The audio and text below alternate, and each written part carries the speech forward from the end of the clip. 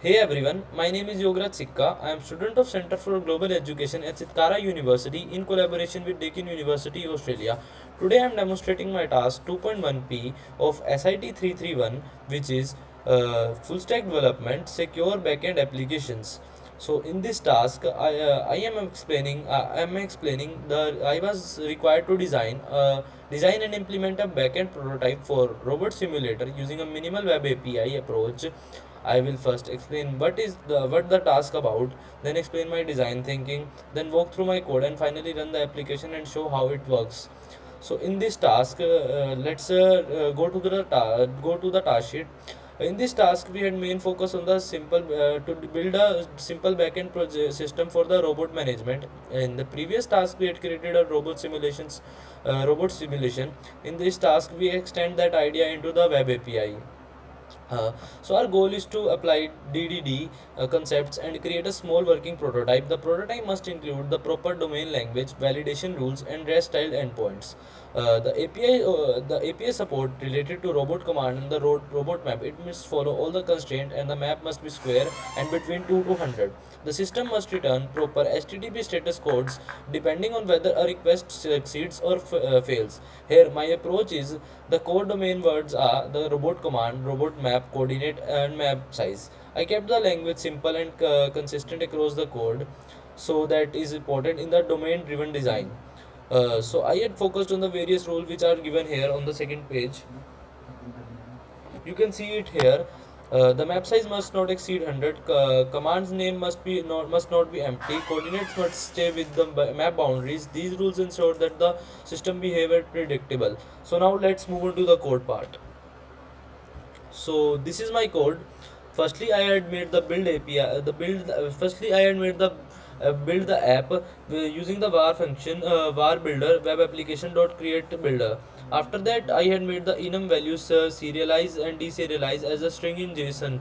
And allow JSON property name to be case sensitive using the postman users. After that, I had made use the app.use HTTP redirection.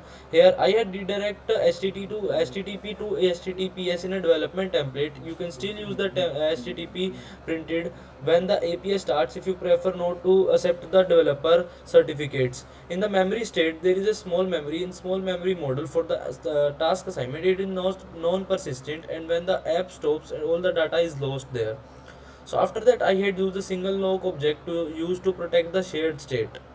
After that, I had made the command history to store the history in the list for the report function. After that, I had made the various coordinates which I had made in the task earlier. The logic for the code is the same, but just I had used the app dot mapget here to get the request from the user on the postman itself.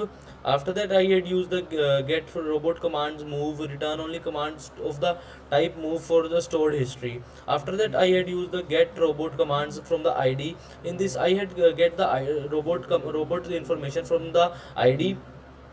After that, I had used the app.map post. In this, I had post various commands like place, move, left, right, and report here in this function, and I had done the various error handling function in this also. So now I had used the put here to get some minor changes in my that and minor updation in my code or minor updation in my values. Here it will update an existing stored commands in the history. This does not re-execute the command on the robot. It will just execute and replace the old one. After that, I had used the git robot map, return the current map descriptions. After that, in last, I had used the put for the robot map. So this is so these are the I had used enum here like I had used in the that past task. All the concept is same. So now let's run this code.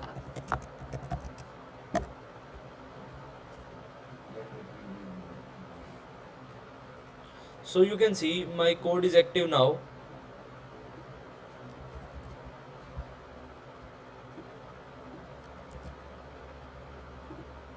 Get request. So you can see it is printed here hello robot, which I had given here in my code. So now let's do some various commands as well. Slash let's make a size, let's make a size for the map here.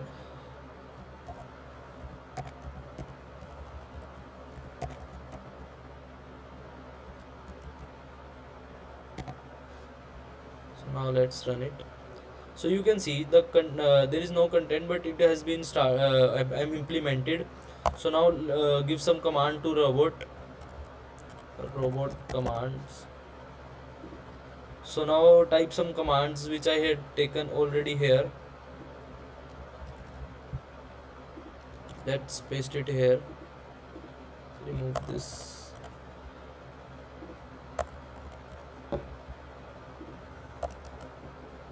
Now let's run it. So you can see here the robot has been placed. Its x coordinate is 1, y coordinate is 2, and direction to the north.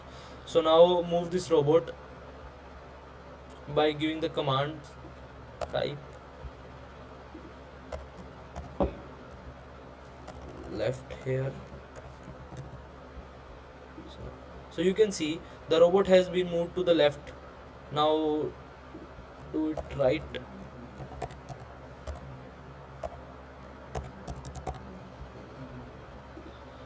So you can see here the robot has been moved to the right here. So now let's get the report by getting report here, same as it is before. Just write report here. So you can see it will show the current status or the current state of the robot, which it will here, which it will show here. So this is my code from my side. Thank you, have a nice day.